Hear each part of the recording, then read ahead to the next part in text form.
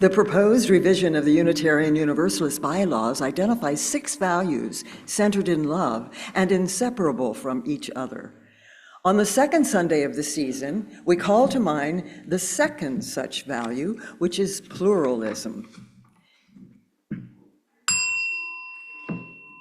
We celebrate that we are all sacred beings, diverse in culture, experience, and theology.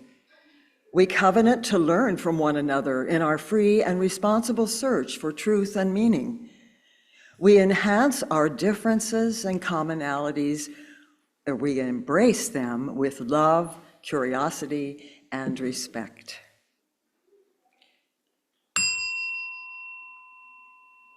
Our first hymn, number 186, Grieve Not Your Heart.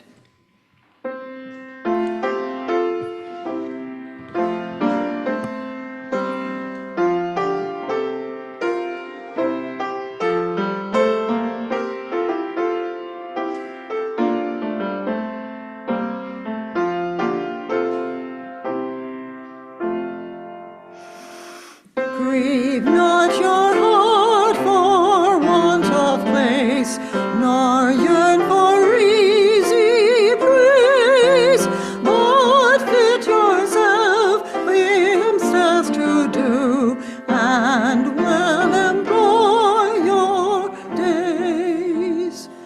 From wise and foolish, both alike, we should all try to learn, for one can show it how to live, the other what to spurn. Be fair to people when they err, when good or pleasure show, their faults be quick to understand, in judging them be slow.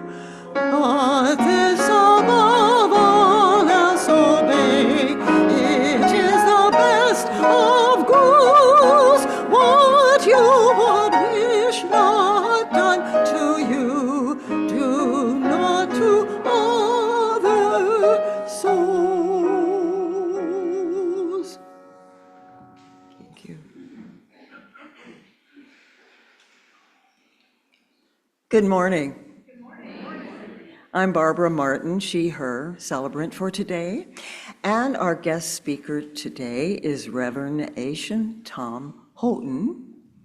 And he is the head priest and teacher at the Des Moines Zen Center, which is called Deep River Temple. And he's been a follower of Buddhist teachings for 26 years. And the Des Moines Zen Center is 32 years old and is recognized as an international temple for the Soto Zen Buddhist tradition, located on Southwest 14th Street, about 5 blocks south of Army Post Road.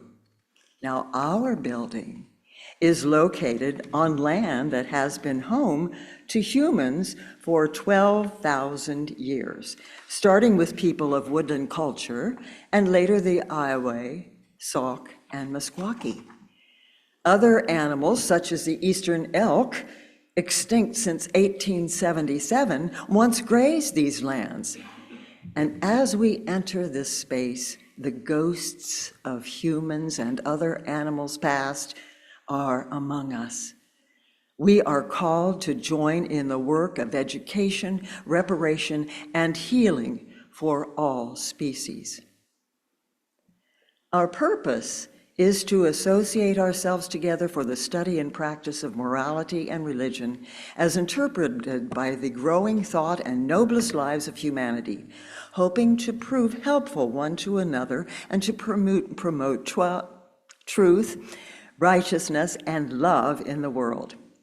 This bond of union is reiterated in our mission to love radically, grow ethically and spiritually, and serve justly. Thank you.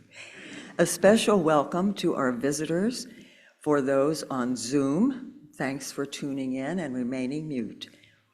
Infants and toddlers may enjoy the child care downstairs, or you can keep your children with you or play with them in the play pit place in the back. On this second Sunday of the season, we join with please join with me in the chalice lighting words from Christian Robinson in our order of service. May this flame, symbol of transformation since time began, fire our curiosity, strengthen our wills, and sustain our courage as we seek what is good within and around us.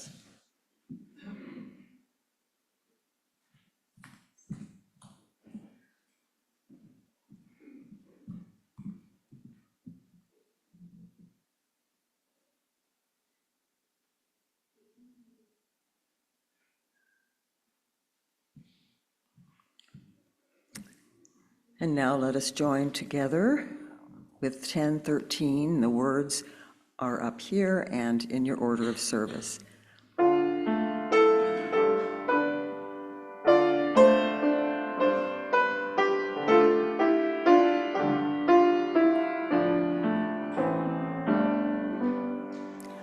Open my heart to all that life brings. Let me be part of the love that's given.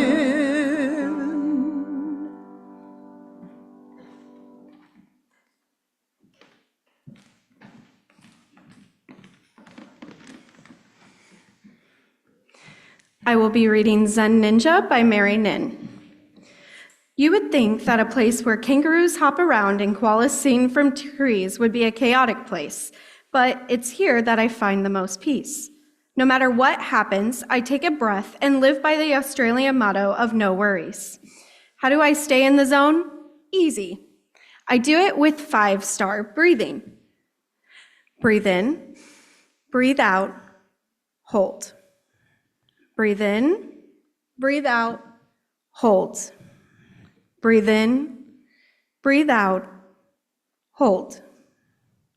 Breathe in, breathe out, hold. Breathe in, breathe out, hold. Each point gives you the key to calmness. Breathe in, hold, and breathe out. If you find yourself upset because you can't figure something out, you can calm yourself with the 5-star breathing. It happens sometimes when makes you want to scream and shout. The 5-star breathing can bring calm back to your world and help you see things differently. It's really easy to become zen and calm if you follow the star. Try it now and see how different you are. Breathe in, breathe out, and hold. And you will repeat 4 times. But what if that doesn't work for me? I wasn't always zen. I had to practice, and it helped when I needed it the most. One day, my parents told me that we were moving, and I was going to have to leave my school and my friends. The worst part was that I was going to have to start over someplace new. This made me very upset, and I felt really sad, and I was also very scared. My parents taught me about the 5-star breathing. They left me to think about it, and I didn't think that it would help at first, but I tried it anyways. Indeed, this did make me feel better. At first, I felt sad that I would miss my friends in my room, but I knew that there were more friends to make and adventures to explore in the new neighborhood. With that new mindset and calm, I exclaimed, "Carpe diem, seize the day." It doesn't matter if you're the new kid, a koala, or a kangaroo. If you follow the 5-star breathing, you'll be zen in no time too. Remember the 5-star breathing, it could be your secret weapon when your worry and stress begin to fill your mind, and it is a 10 to be zen.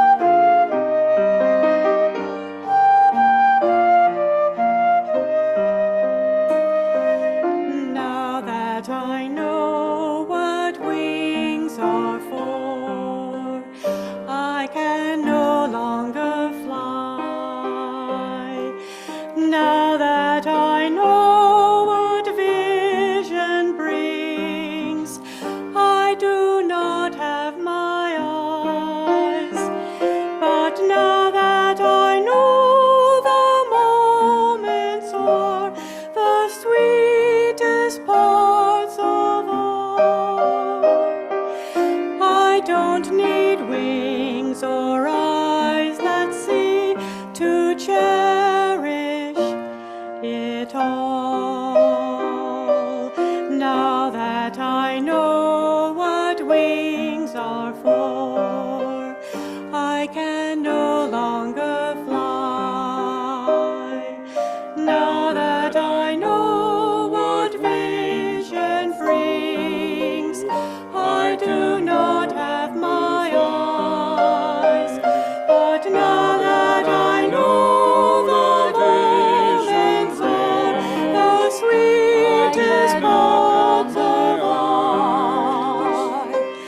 Now that I know what wings can say to cherish what has been done. Now that I know what visions reach, I do not have my eyes. But now that I know what moments are the sweetest parts of life. But now that I know what eyes that see the sweetest parts of life. But now that I know what wings can say to cherish parts of life. But now that I know what vision brings, I do not have my eyes.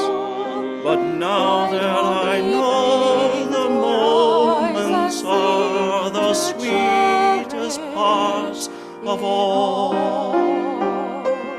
I don't need wings or eyes that see to cherish it all.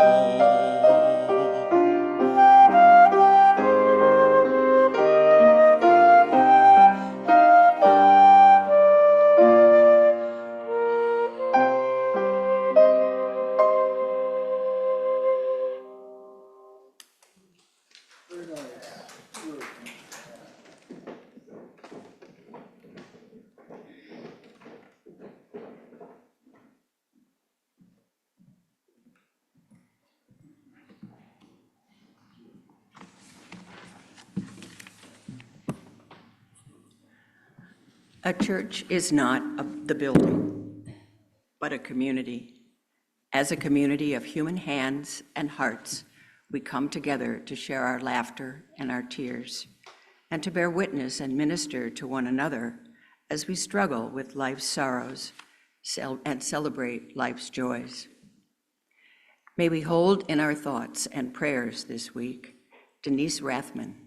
She shared that her father, Ray Rathman of Greenfield, passed away earlier this week after a short illness.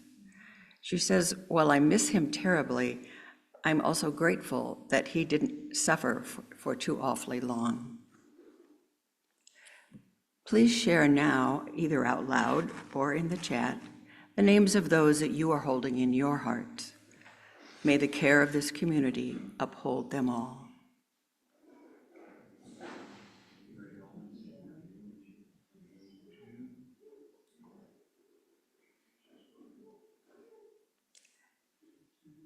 May the light of our community shine on the broken places of the world.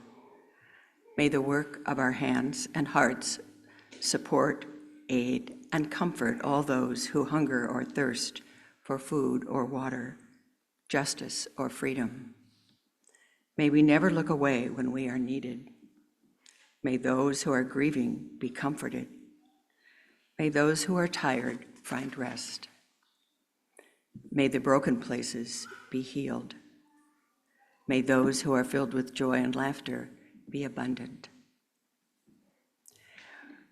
Now we light 3 candles, one for the joys and sorrows shared, one for the names spoken, and one for all that remains unspoken but present in our hearts. Let us observe a time of silence.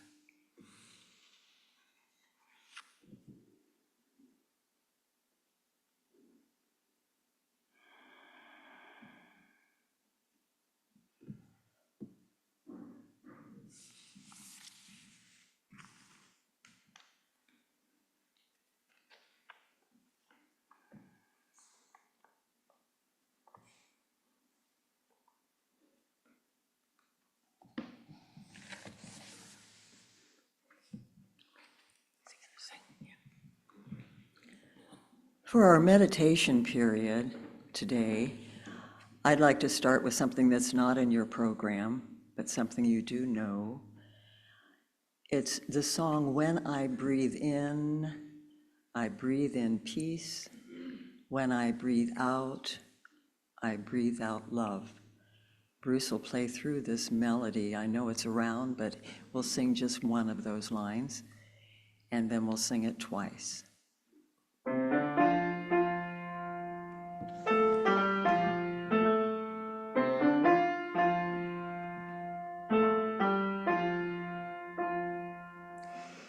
When I breathe in peace. When I breathe out love. When I breathe in peace. When I breathe out love. Reverend Houghton will give us a little description of how the Zen folks approach meditation.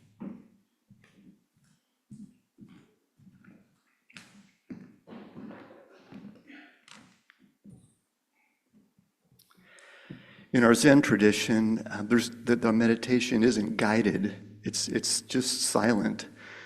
In the Chinese lineage, it's called silent illumination. And the silence is in the quiet mind, and the illumination is in the clarity and openness that's found in that silence. There's a nice metaphor that says, if you stick your finger in a puddle of water and constantly stir it up, the dirt's going to kick up from the bottom and it's going to make the water cloudy. And that's the way our mind is with a lot of useless thinking.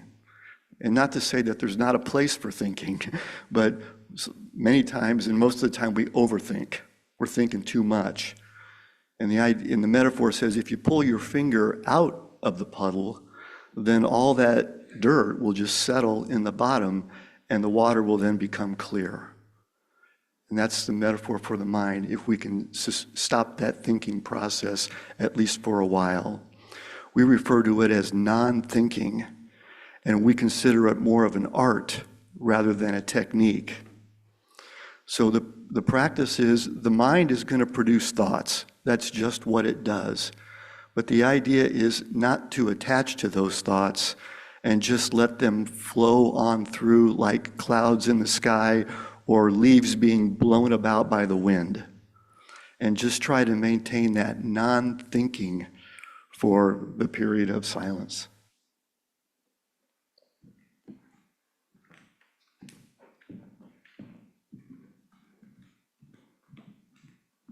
We will have a period of silence, and I would recommend trying that 5-star breathing pattern for yourself, maybe as part of it.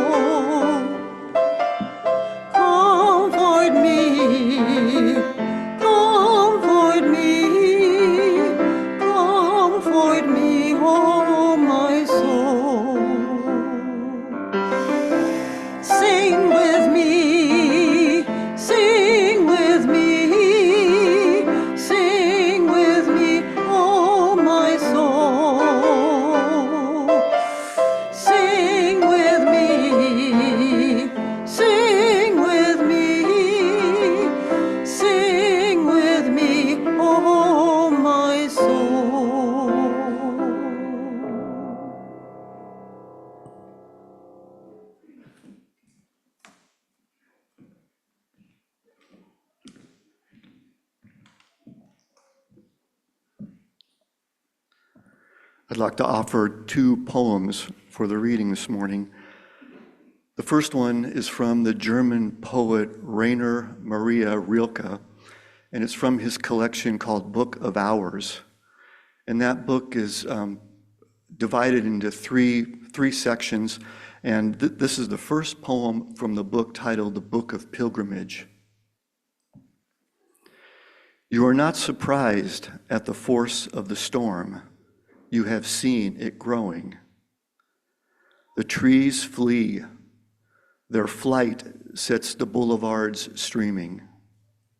And you know, he whom they flee is the one you move toward. All your senses sing him as you stand at the window. The weeks stood still in summer.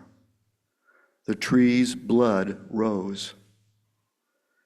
Now you feel it wants to sink back into the source of everything. You thought you could trust that power when you plucked the fruit. Now it becomes a riddle again, and you again a stranger. Summer was like your house. You knew where each thing stood. Now you must go out into your heart as onto a vast plain. Now the immense loneliness begins. The days go numb.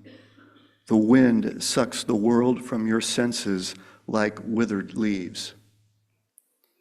Through the empty branches, the sky remains. It is what you have. Be earth now and evensong. Be the ground lying under that sky. Be modest now, like a thing ripened until it is real, so that he who began it all can feel you when he reaches for you.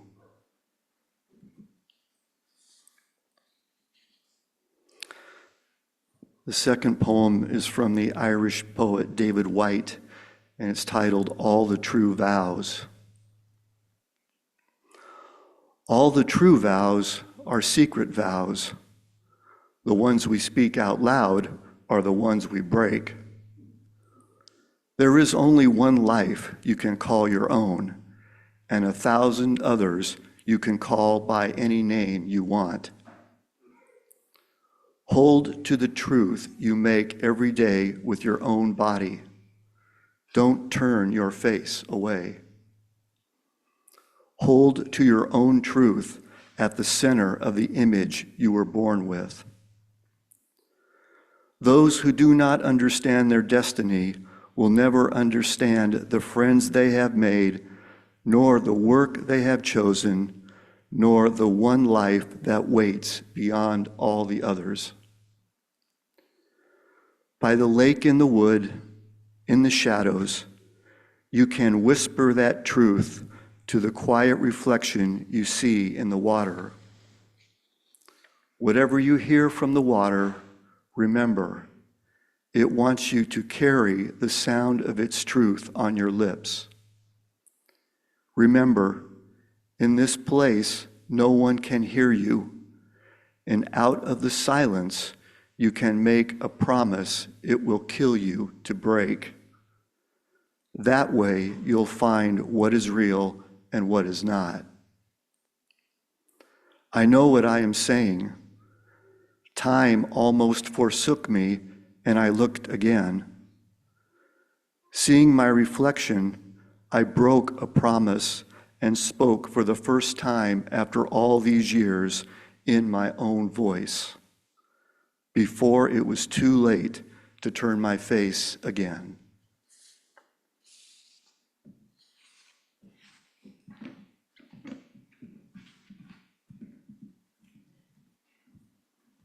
No, we didn't forget the offering. We come now to the offering, recalling our value pluralism.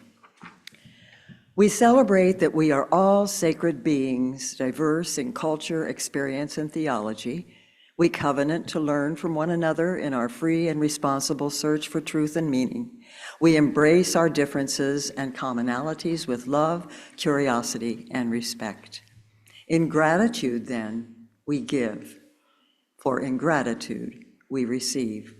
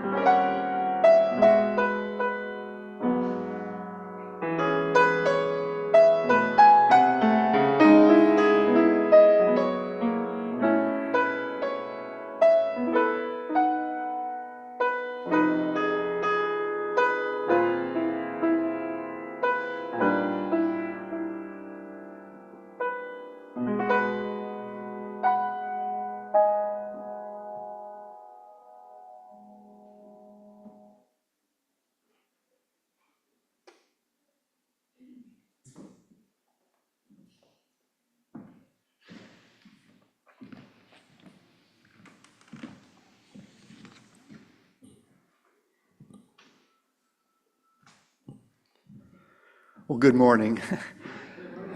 Thank you for having me this morning, and thanks to Meredith for inviting me to speak, and to Barb for sharing information on your service and your summer theme of exploring our spiritual paths. So my understanding is that I will share with you my spiritual path. How did someone who grew up Catholic here in the middle America turn out to be a Zen Buddhist priest? And some reflections I've had on the way. At a Zen retreat years ago, one of the retreat participants asked the Japanese Zen teacher who was leading the retreat, "Why should we do this practice?" The participant was referring specifically to Zen practice, but I think this could include any spiritual practice.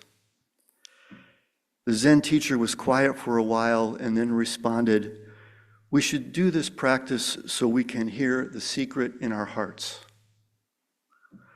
That's what I have chosen as my overall theme for this talk, hearing and responding to the secret in our hearts. My first reflection from my own experience is that it is our heart that is our best guide along our spiritual path, not our head.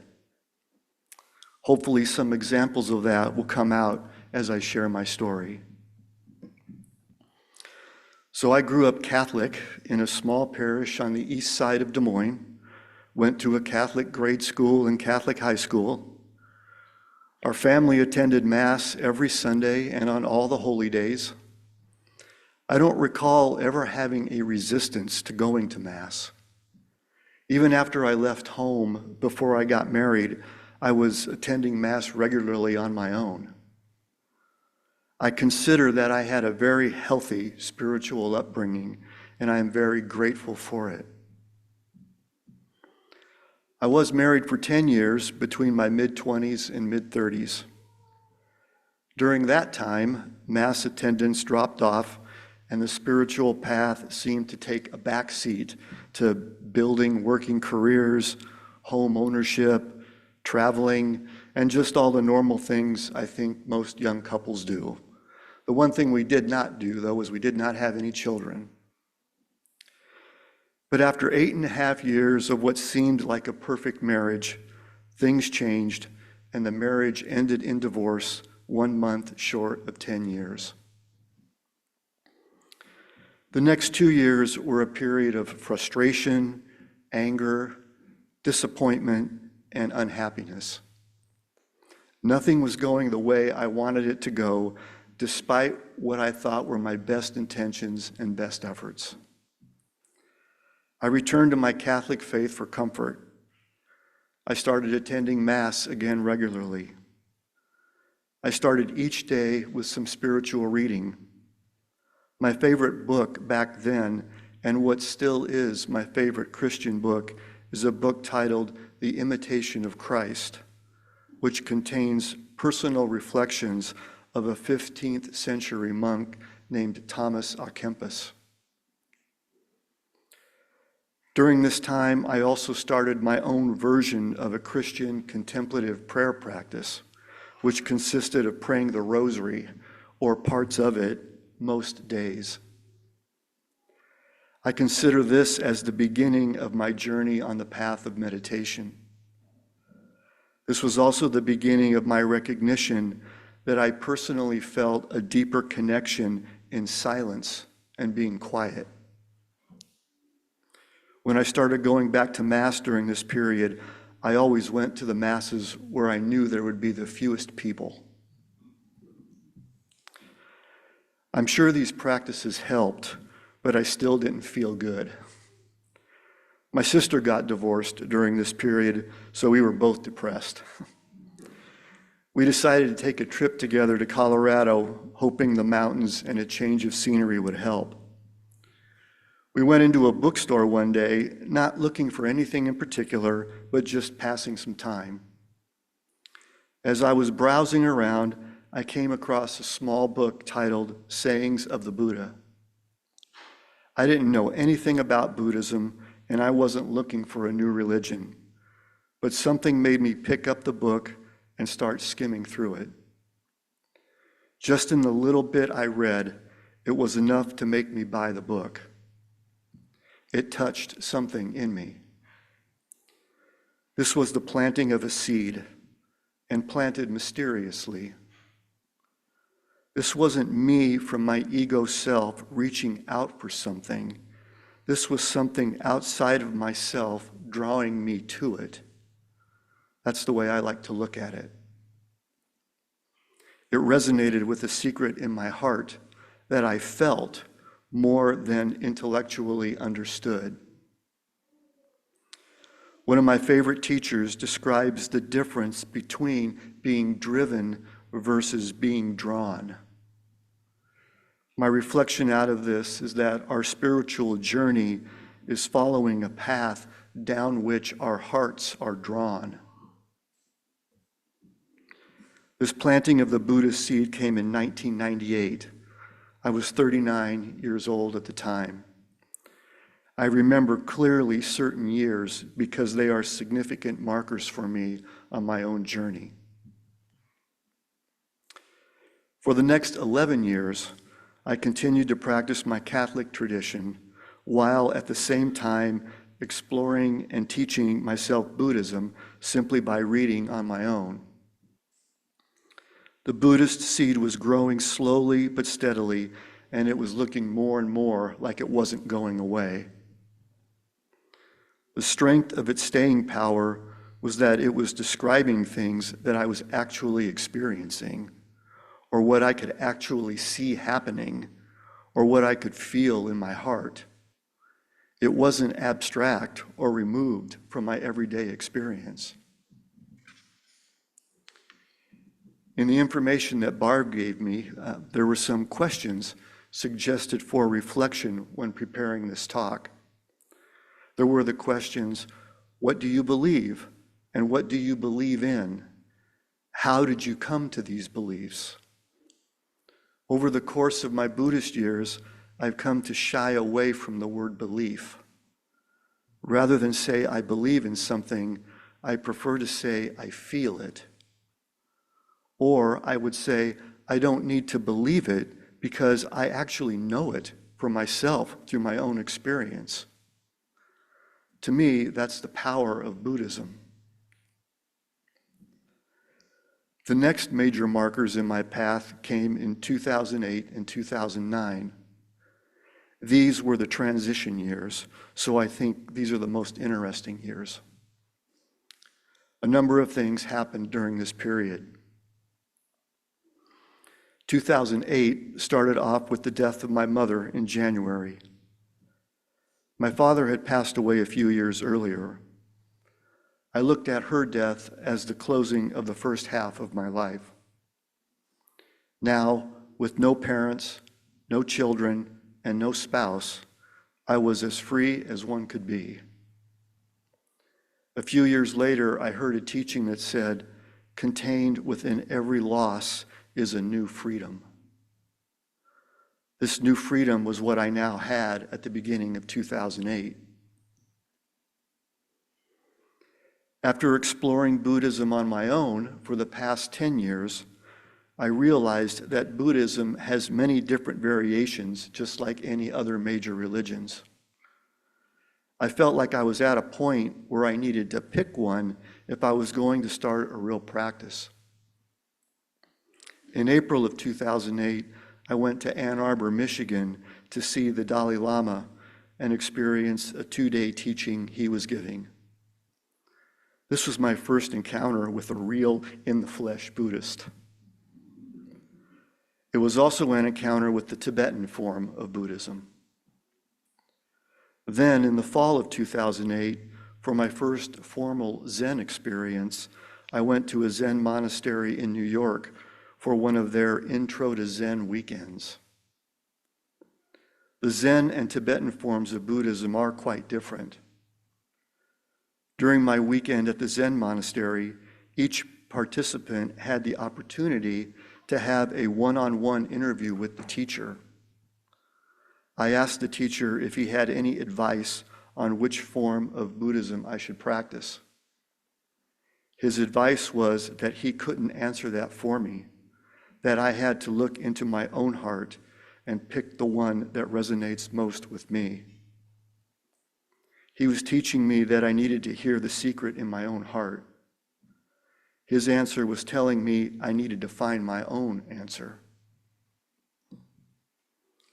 I ended up choosing Zen for a few reasons. The first was in its simplicity of meditation as its primary practice.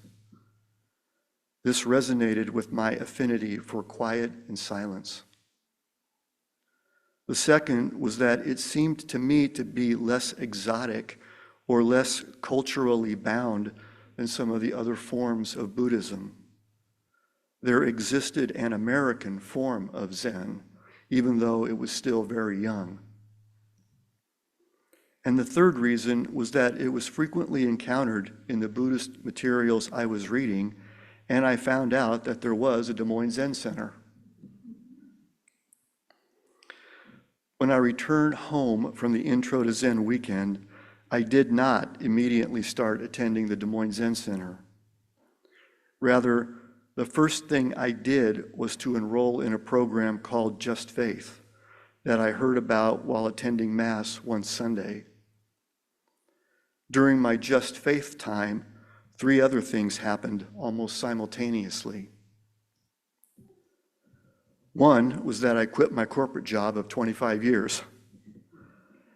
I enjoyed my job for most of those years, but I had just reached a point where there wasn't anything else I wanted to do there, and it was time for a change, but I didn't know what. I resisted quitting for a long time, but my heart was relentlessly telling me, it's time. This is something you will regret if you don't do it. Another thing that happened was that my fellow Just Faith participants told me about the Amos organization. I assume you are familiar with Amos, since the Unitarian Church was one of the main participating organizations back then, and I assume that is still the case. I ended up volunteering with them from the fall of 2008 until the fall of 2010. I actually spent quite a bit of time here at the Unitarian Church during my time with Amos. I went through their training and considered the possibility of becoming a community organizer for a new profession, but eventually concluded that that wasn't for me. Amos's contribution to my spiritual journey was that it made me publicly state what tradition I was following. At the beginning of each meeting, we introduced ourselves and the institutions we represented. At the beginning of my Amos time, I introduced myself as representing St. Ambrose Cathedral, so people naturally considered me Catholic. But I was feeling a tension within myself. Even though I was attending Mass and practicing Catholicism, my thought was now with Buddhism. I remembered something I had read from Thomas Merton. He said, "When your thought and your life are one, then you have found your true vocation." Amos made me realize and accept that I now had a separation between my thought and my life, and that I needed to bring these together. It was during the course of my Amos time that I made the switch from introducing myself as representing St. Ambrose to representing the Des Moines Zen Center. And then the third thing that happened during this autumn of 2008, maybe the most significant, and it too occurred through the Just Faith program, was that I was introduced to the Franciscan priest and teacher Richard Rohr. Richard seems to be pretty universally recognized, so I'm assuming some of you are familiar with him. I first encountered him in a video we were watching during one of our Just Faith sessions, and just like that small Buddhist book resonated with something in me 10 years ago, there was something in Richard and the way he put things that resonated with me immediately. Since I found him, I've read most of his books and have attended a number of his conferences in New Mexico. The first conference I attended covered his theme of the 2 halves of life. This was a wonderful coincidence because that's exactly where I was in my life at the time, trying to make the switch from the first half of life to the second. This was another example of something outside of myself drawing me to it at just the right time. Since I found Richard, I've noticed that in almost every talk I give, which are mostly Zen talks, I end up just naturally referring to something he has said or taught. I've already slipped in a couple of his teachings in this talk. I have a number of wonderful Zen teachers, but I think I have to honestly say that Richard has been the most influential teacher in my life. I've reflected many times on the fact that the most influential teacher in the spiritual path of this now Zen Buddhist priest is a Catholic Franciscan priest. And I think it's a nice union. At the beginning of 2009, I attended the Des Moines Zen Center for the first time. My journey now included the dual paths of Zen Buddhism and Franciscan Christianity, which I think coexist nicely together. During the first few months of 2009, on Sunday mornings, I would go to the Zen Center first and then attend a Catholic Mass later in the morning. That lasted about 4 months, then I stopped attending Mass. It wasn't that I disliked anything about the Mass or Catholicism. It was just that the Buddhist teachings were touching me deeper and I couldn't help it. It was just happening. I reached a point where I wanted to stay at the Zen Center and have fellowship with the people I now felt a more intimate connection with. I was 50 years old when I made the switch to practicing Zen. From the time I first encountered Buddhism, it took 11 years to make the switch, so it wasn't something that happened quickly. At first, I did have a sense of loss at discontinuing my Catholic practice, something that had been with me my whole life. But it was Richard's teachings that gave me comfort. He taught that faith, by definition, includes an element of unknowing. You're never sure. In the video I watched when I first encountered him, he gave the very last words at the end of the video. He said, quote, "Religion is found on every street corner, but faith is very rare. Jesus came to teach faith," end quote. I found comfort in this by reflecting that by following my heart and becoming a Buddhist, I am still a Christian because I am following the faith that Jesus taught. So that covers what I think is the most interesting part of my journey.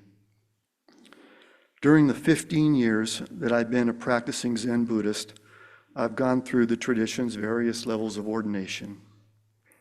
And again, this wasn't something I was driven to do on my own. I had no thought or ambition of becoming a Zen priest. Rather, other people were telling me they thought I would make a good priest and were encouraging me to be ordained. They were drawing me down this path, and the path seemed wide open. All I did was just accept the journey and walk down the path. And I'm still walking. Thank you.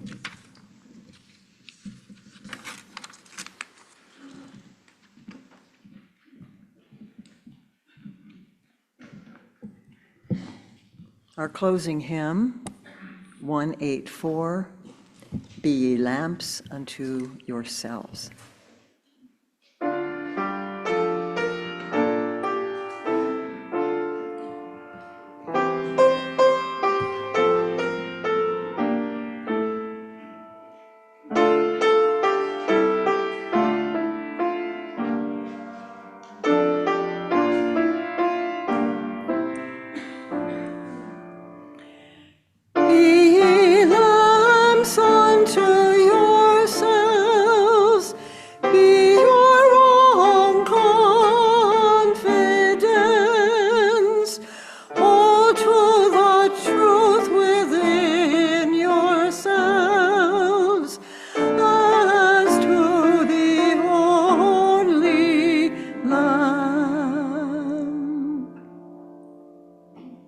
Please join me in the extinguishing chalice reading. As our chalice flame is extinguished, its glow is carried within us, helping us to kindle new sparks throughout our lives and in the world. May the spirit of peace and togetherness bless us all.